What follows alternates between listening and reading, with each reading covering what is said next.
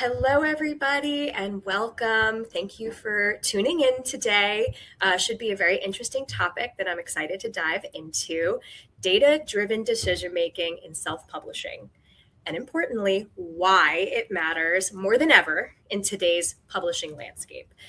Whether you are just getting started or you've been publishing for years, authors have access to more data than ever before. Sales reporting, trends, format performance, marketing. But having data and knowing how to use it are two very different things. And the goal of this conversation is to help authors think differently about their data, thinking about it as a tool that can support better, more confident decisions for your business, which is why I'm so excited to introduce my guest, Albert Wu, whom I have had the pleasure of working alongside now for 10 years. and I think we're going to have a really great conversation because, Al, you are the director of product for Barnes & Noble Press. You have spent your career at Barnes & Noble driving digital innovation across e-commerce and self-publishing. You began in web development and production for B&N.com, was part of the core team behind the launch of Nook, and worked closely across business, marketing, creative, and technology teams throughout the company. Today, Albert, we are so grateful that you lead product for Barnes & Noble Press. You helped launch and continue to oversee the platform that unified our print and ebook self-publishing services. You bring a unique perspective on how authors interact with data and how those insights can translate into smarter publishing and marketing decisions. So welcome, Albert. Thank you for being here today. Hi, Julie. It is my pleasure to be joining you today, and I love having you as a colleague. I love that you're the face and the voice of Barnes & Noble Press in front of so many authors, and allows me to work behind the scenes in the dark. No, you do all the really cool stuff on the back end that's just as important, because that's what our authors are using. And, we always want to make sure that we're putting out the best platform that we can. And so much of that is thanks to you and your stewardship of this platform. Thank you. All right, so let's dive into data. All right, so from a product and platform perspective, what kind of data does Barnes & Noble Press offer to authors? At a platform level, Barnes & Noble Press provides details like, detailed sales reporting across title, formats, and time periods. Trend views, series level performance, royalty reporting, and metadata management tools. This gives authors visibility into both immediate and performance and long-term patterns in their business. We provide raw, transparent data. So that means authors can explore their numbers themselves, spot patterns, and then ask deeper questions about what's driving performance. The real opportunity is in experimentation. When authors use this data to test pricing, promotional timing, release cadence, or creative elements like covers and descriptions, they start turning these raw numbers into insight. Mm-hmm. So over time, that builds a repeatable sales and creative strategy, not just these one-off wins.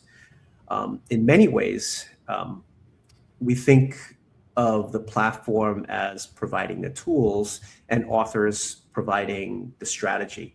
So our job is to make sure that they have the visibility needed to run their publishing businesses with a goal. For example, an author might notice that books launched in spring consistently outperform their fall releases in that particular genre. That's not something any single report will tell them, but the raw trend data over time makes it visible and then helps them plan future release timing more strategically. So that's a great example of how this data that we're already providing to them can help make those clearer, more confident decisions, with their release, their release timing, their marketing around that release. But then what is one misconception maybe authors could have about what data is supposed to tell them? I think a big misconception is that data is supposed to give a single right answer, right? In reality, data highlights patterns and opportunities, and it informs your experimentation, right? Um, it's not a compass; it's a GPS, I um, like that. which may be hypocritical advice coming from me, since I don't know how to use a compass, and my wife is always saying how I would get lost going to the local supermarket if I didn't have my GPS. So I like that. That's a good analogy. So obviously data is going to be different for authors at different stages. So, you know, but is it important for every author, even if you're beginning or if you're, have been around for 10 years? Why is data important for authors and publishers at any stage of their journey? yeah, I think whether you're launching your first book or you're managing a large catalog, I think data helps answer a core question, which is what should I do next, right? Early on, data validates whether you're reaching the right readers at all. So, for example, a first-time author might notice that every time they promote their book on social media, sales lift for a day or two, which confirms that their outreach is effective and encourages them to schedule regular engagement rather than sporadic posts. Later in their publishing journey, data now becomes a tool for optimization. So refining the marketing, pricing, release schedules, and long-term catalog planning. So, an example of that may be a veteran author seeing that a 5-year-old backlist title continues to generate, steady monthly sales. That insight can justify investing in a new cover design or refreshing the book's description or doing a promotional push. So it extends the earning life of a book that they've already published.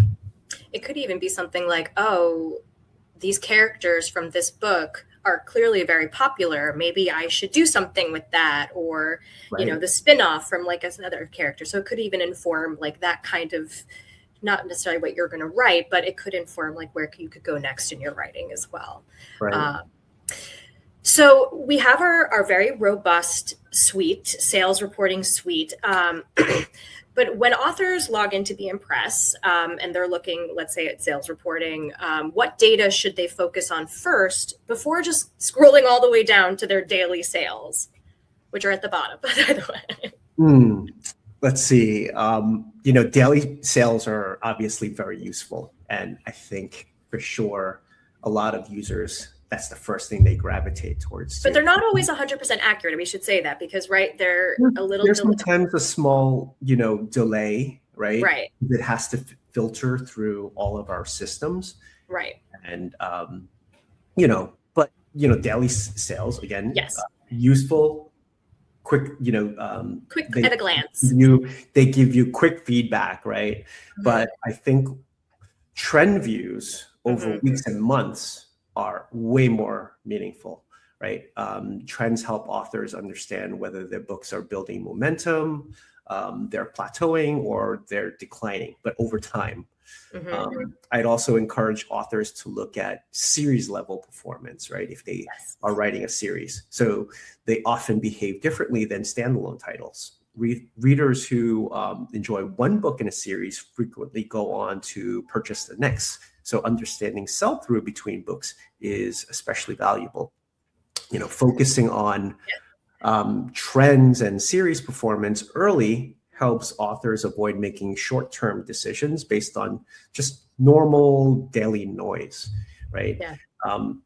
You don't want to overreact, right? An author might feel discouraged by, it's a slow Tuesday, but when they zoom out, they see that their monthly sales are actually steadily rising. The broader view just prevents, overreacting to normal, daily fluctuations. Definitely. Yeah.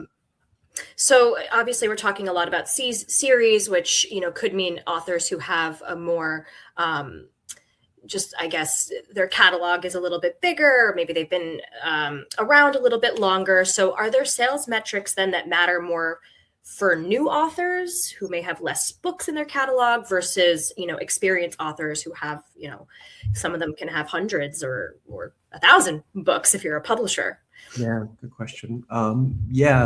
I think, yes, the different stages of an author's journey calls for different metrics. New authors are often focused on proving that their authors are actually discovering their work and continuing through a series. That makes series sell-through one of the more important early indicators of audience connection, right?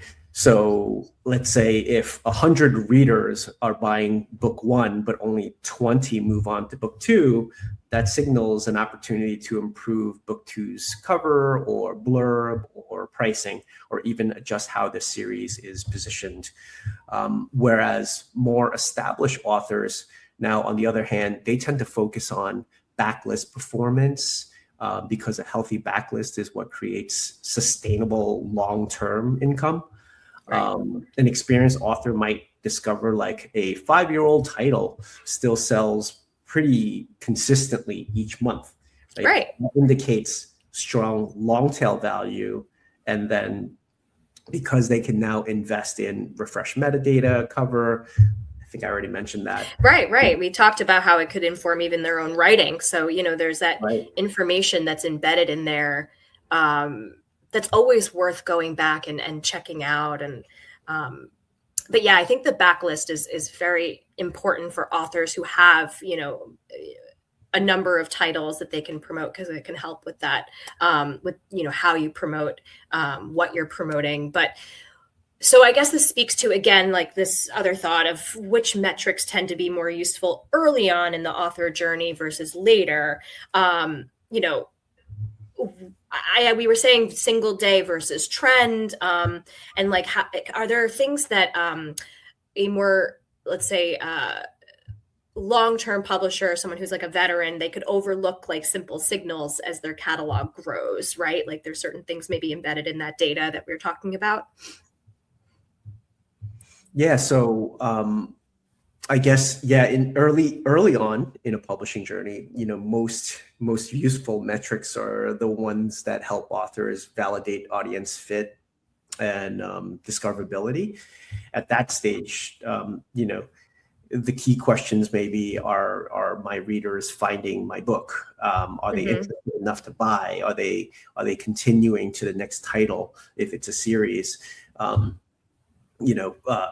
New author might focus on whether their first book is gaining steady sales week over week, and whether readers who purchase book 1 moves on to book 2.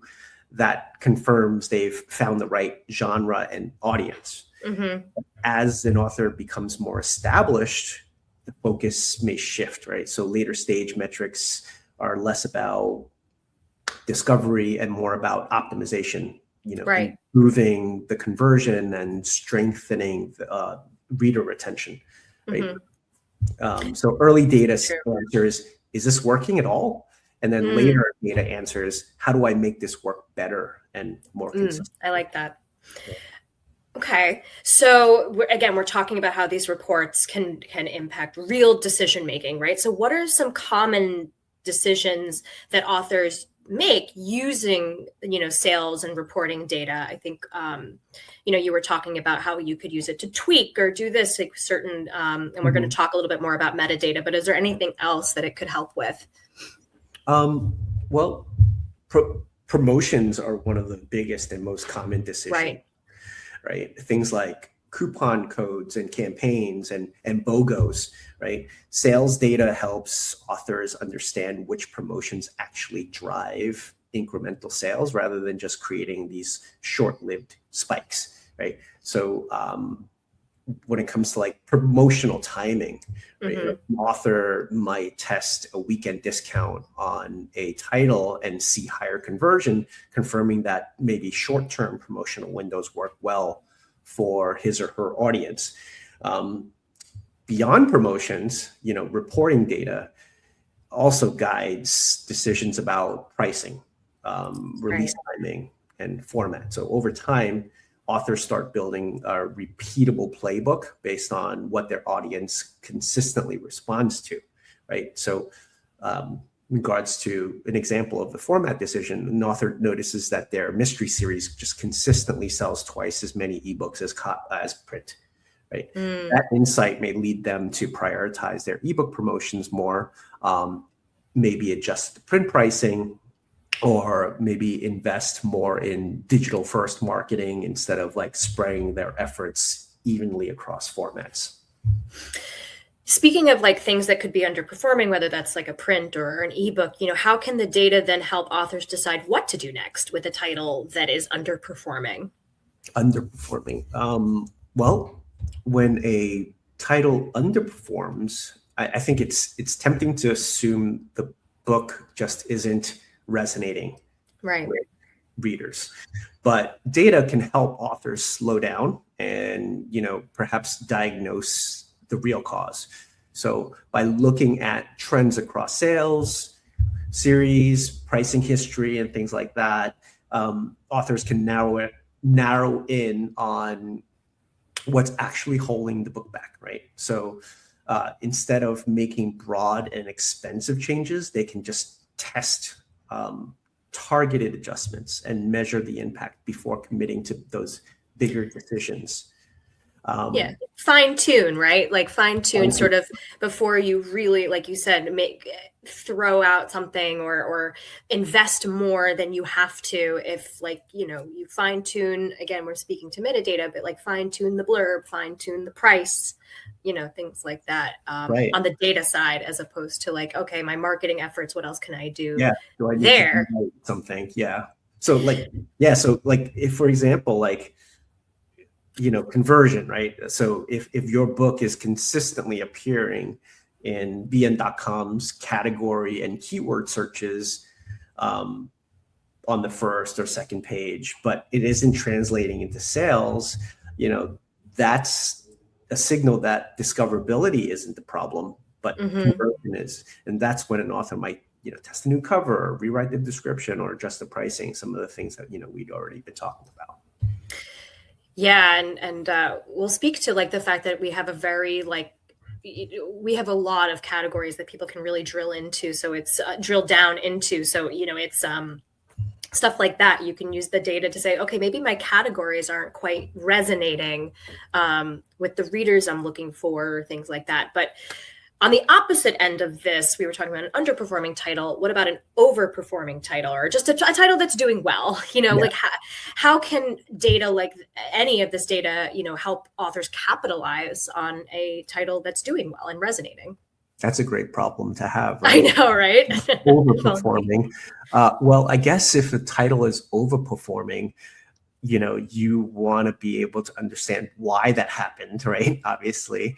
And then by looking at maybe patterns in sales trends and things like that, you want to be able to identify the specific factors driving that momentum and then amplifying it, right?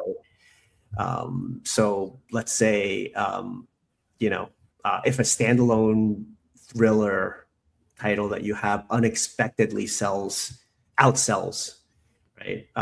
You might decide to write a sequel or a spin-off or a related series, what you've mentioned earlier. So giving the existing readers more of what they're already proving that they want.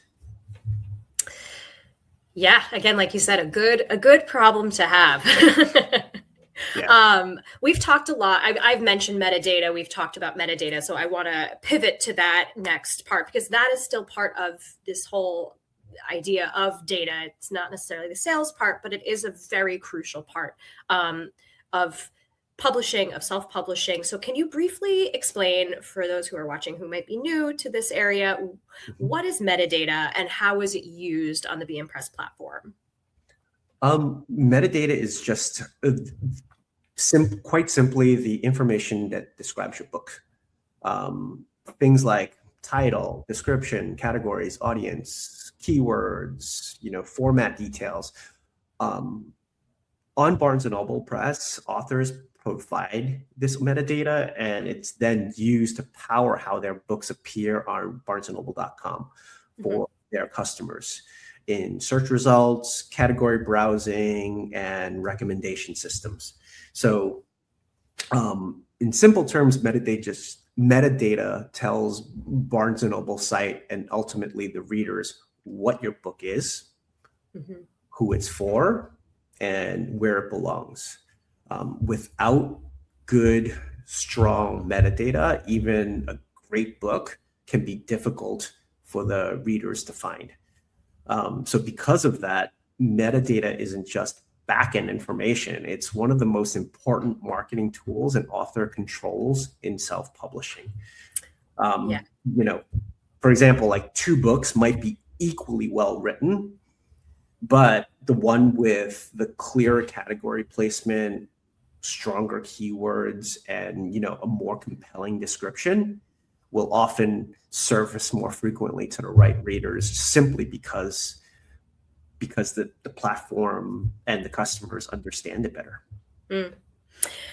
So, you know, if you're having a situation like that or whatnot, what are the elements of metadata that authors should pay the most attention to so that it does reach the readers the right way? Let's see. The most, I think, foundational metadata elements are probably selecting the right categories. And ensuring that it's in alignment with the BISAT categories, and, you know, just clearly defining the intended audience, right? These elements directly influence where a book appears on barnesandnoble.com and which readers are most likely going to encounter it, right? So a book listed under general fiction, for example, might be buried, right? But when classified into cozy mystery, right, it reaches a more precise reader audience and then gains and will probably gain more traction, right? Just as important is, you know, the product description. It's often the first the first piece of content a potential reader previews, and it plays a major role in a customer's decision to purchase.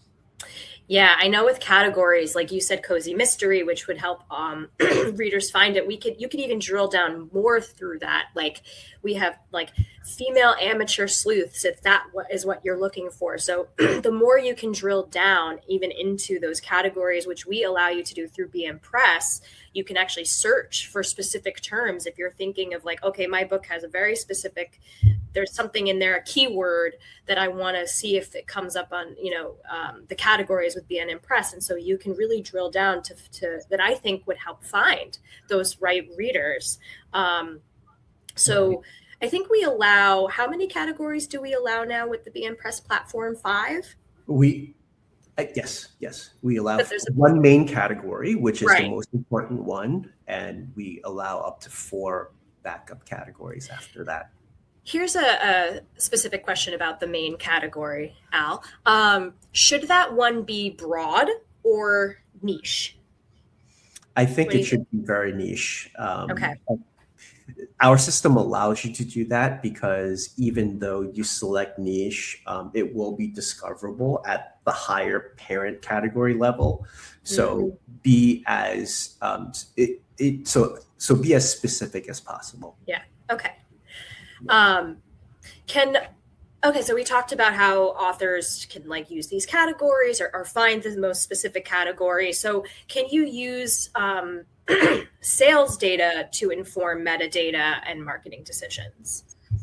Yeah, absolutely. You know, sales data doesn't just show up how many books were sold, right? It provides signals about who is responding and how readers are discovering the book. When authors pair sales trends with metadata choices, they can really refine how their book is positioned over time. So the key is understanding that metadata isn't static, right? Reader behavior can change, markets shift, and then new opportunities emerge. Authors who revisit and evolve their metadata based on data tend to improve both visibility and conversion, right? So if a book sells well after being featured in, your mystery and thrillers promotion, the author may update their keywords and categories and descriptions to emphasize that mystery and thrillers theme, to help future readers find the book more easily.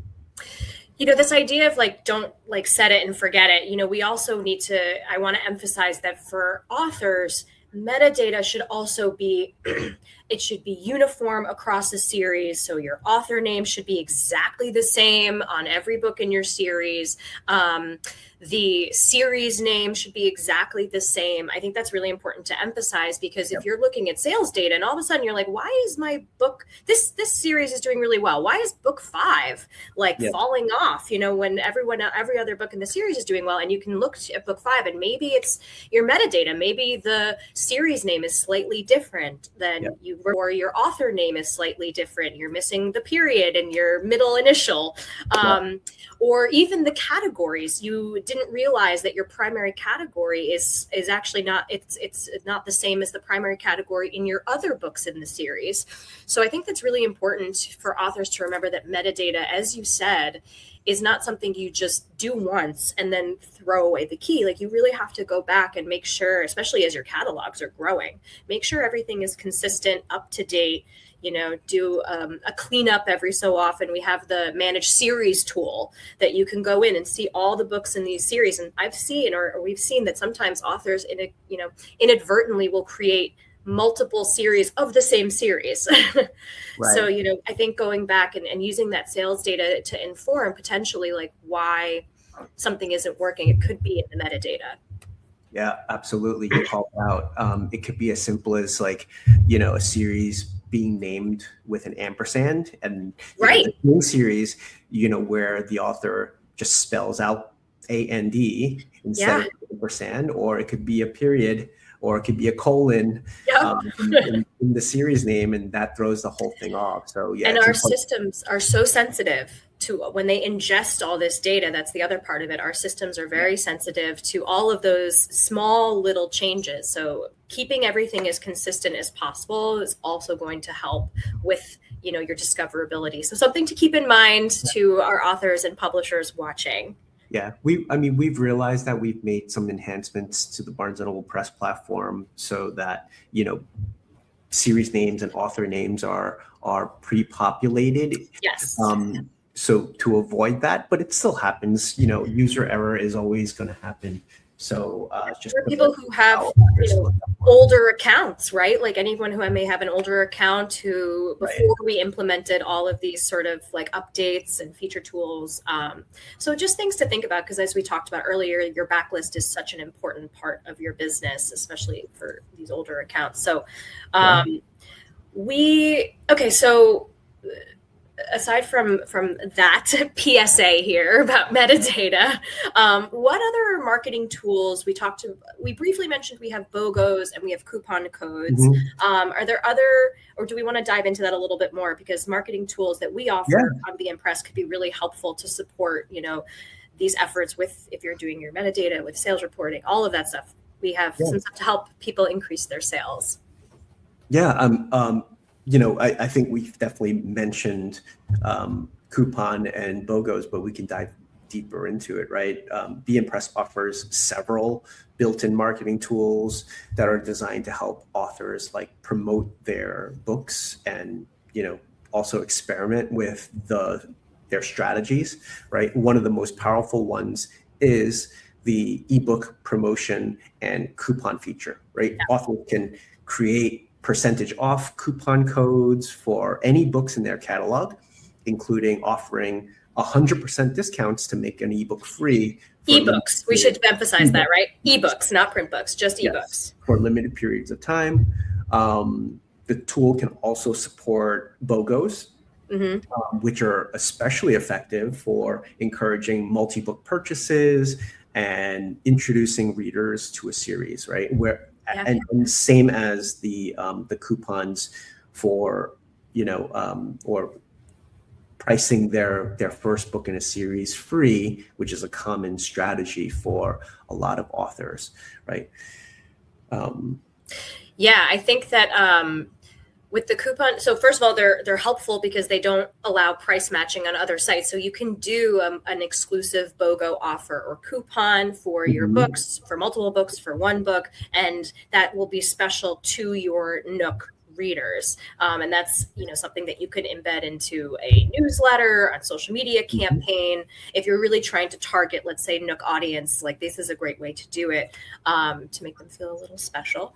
And so I feel like with the coupon tool and the BOGO, it also, you use them for different things. And that's, again, where sales data and data in general can come into play, because a BOGO offer is great for a large amount of books, right? You want to have either a whole series, maybe 4, 5, 6 and onward books in a series, or if you are trying to create interest in, let's say you have a lot of standalones, but it has to be like a number of titles. Whereas the coupon code, if you're a newer author, it could be more helpful because you can use the coupon code to generate interest, let's say, in a follow-up book. So we really try and help you utilize both of those options in different ways. The BOGO also is helpful because you can just add everything to cart and everything's automatic, right? There's no next step like with a coupon code. Right. So you have these promotions, and do we have something? The answer is yes, to promote them. Did you read my mind? I read your mind. Yes. We also offer this like ad banner creator, right? Which allows authors to quickly generate like professional looking graphic banners in many or multiple, not many, but like multiple standard sizes, right? So these can be used for, social media posts, emails, newsletters, or website promotions. And it just makes it easier to market consistently without needing like design software. And they're branded for Nook, right? Yeah. So they're branded for a B&N audience. So they're really helpful to get you to, to get authors to make sure that you're targeting the B&N readers. And I think for those, you can do ads for both print and ebook. Yes, you can do it for both.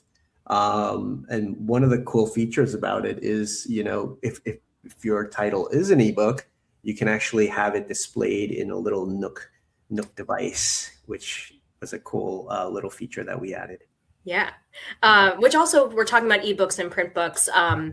Multi-format publishing is also very important in this business. So being able to easily toggle between having a print book and an ebook. The one thing we don't have is audiobooks, but we encourage you to have those as well, maybe through our partner Authors Republic. But I think ebooks and print is really what we have. I don't know if you want to speak a little bit more on that, but yeah. Well, yes, we offer, like you said, we offer all of those different, but when it comes to hardcover, we offer either dust jackets or printed case covers. So it gives authors flexibility in terms of the format, presentation, and also pricing, right? We also recently added ground paper as a print option, right? So this paper type is widely used in mass market publishing, and it's slightly softer. It's less bright toned than the cream paper, which many readers find easier on the eyes during long reading sessions. And the texture also feels a bit thicker and more substantial, giving authors another way to tailor the reading experience. And it's more like the books that you would typically buy, from your local bookstore. Yeah, we have also, over 20 trim sizes, everything, like you said, from like a mass market type paperback to a kid's book. We have premium color and standard color. So we have color options. So we really try to fill out the print side of our platform, which is with as much as we can for our authors and publishers. So, okay. The next part is, what is one tool or report every author should be familiar with on the platform? If I had to pick one, I've mentioned it a few times already, but it would be the trend sales reporting graphs, right? This report gives authors a clear view of performance over time, right? Showing what's gaining momentum, what's holding pretty steady, and what may need the author's further attention, right? We mentioned daily sales can be very emotional, right? A good day just feels great, and a slow day feels pretty discouraging. But the trend report feels like that just smooths out that noise and helps authors focus on the real patterns instead of like these short-term fluctuations. So it also allows authors to connect actions to their outcomes. If they run a promotion, change a price, update metadata, launch a new book, trend data like shows whether those actions creating like lasting impact. They can see sort of like as well, like the peaks and valleys from like a more pulled out perspective. Exactly. To see like, oh, I did a promotion on that day. No wonder my sales spiked. But then, the tail could have been better. Maybe if I had done an extra feature in my newsletter or something, things like that. So it helps with your marketing decisions. Exactly. Yep. Okay. So we did mention earlier that like metadata is not a set it and forget it. So how, and data in general, we're talking about everything from trends to daily, the daily sales reporting. So how often should authors realistically review their data or update their metadata if it's not from sales reporting, but your metadata as well? Yeah, good question. I'm a data junkie sometimes. Like I wear this whoop, so like I every single day. But I would recommend that authors check performance trends like weekly or bi-weekly. That cadence is frequent enough to spot meaningful changes, but not so frequent that normal daily fluctuations like they just become distracting, right?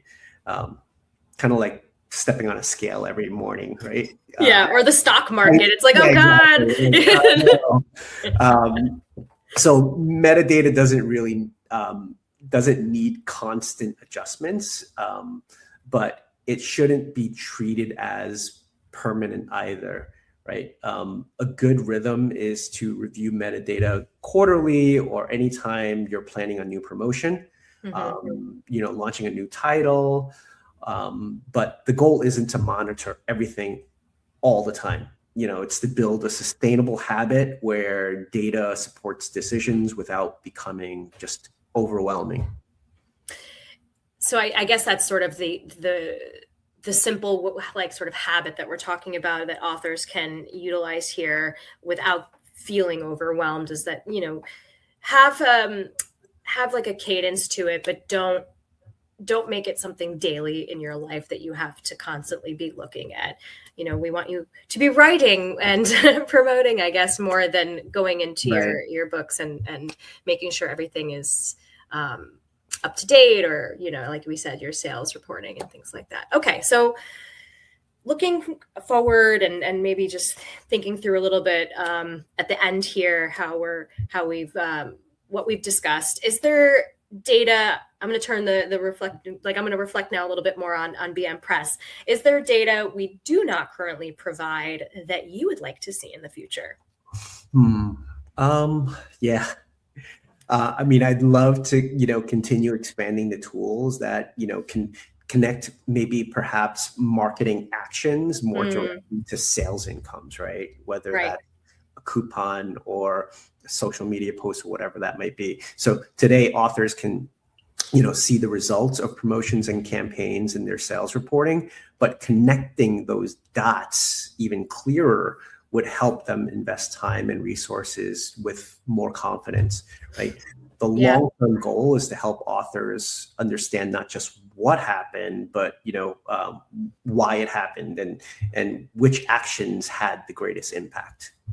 Yeah. And I know like especially with the coupon BOGO, we do offer like a summary of like the redemption. So the number of times someone has used a coupon code. But I think, and you can see, sales from a coupon or a BOGO, but I think making it a little bit easier to look at that information could be valuable without having you to piece, having authors piece it together. Exactly. Yeah. How do you see data playing a bigger role than in self-publishing, like over time? I think we live in a very interesting age, but I think having all this information at our fingertips hopefully would be, right, helpful. right. Well, I think data will definitely be increasingly helping authors, right, move from looking backwards to looking forward, right? So today, most reporting shows what's already happened, right? Over time, maybe perhaps data will play a bigger role in anticipating what's likely to happen next. I know it sounds kind of sci-fi, right? Giving authors earlier signals about opportunities and risks. So that means maybe more personalized decision-making instead of one-size-fits-all advice.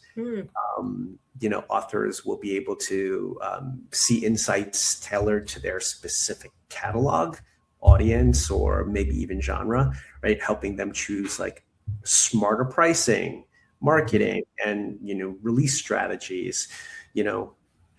I love that. Yeah, again, sci-fi, right? Like, but as these tools evolve, right? Like, what we need to understand is like data won't replace creativity, right? It will support it, right? Authors will still make 100% final decisions, but they'll do so with clearer visibility and just fewer unknowns. Well, I love that. I love thinking towards the future and what could be. So wrapping up here, some final thoughts. If authors take away one mindset shift from this conversation, what should it be? I might have mentioned this earlier, but don't view data as judgment. Like, view it as guidance, right? Data isn't a scorecard on your creativity or your worth as a writer. Right? Simply information that helps you understand how readers are interacting with your work. So, every data point is just an opportunity to learn, refine, and some experiments will work, some won't. But each result is going to move you forward, with more knowledge than you had before.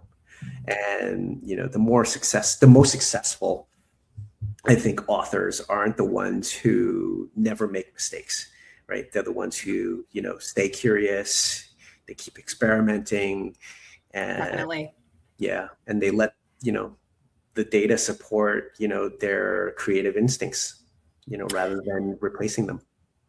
I love that. That is, I think, a really great point. And so important, because you can get so bogged down in numbers, and being able to step back and just, like you said, let your creativity guide you and use the numbers to kind of help support. Like we talked about the GPS compass. I loved all that. That was really well said. Thank you so much. Okay, well, that was our conversation. Thank you, everyone, for watching. We would love to hear from you. What kind of data or reporting you would like to see in the future of B&N Press. Leave a comment, drop your thoughts. Your feedback helps us shape how we build, how Al builds this and improves our platform. People helping me. So yes, thank you again for watching, and we'll see you next time. Bye.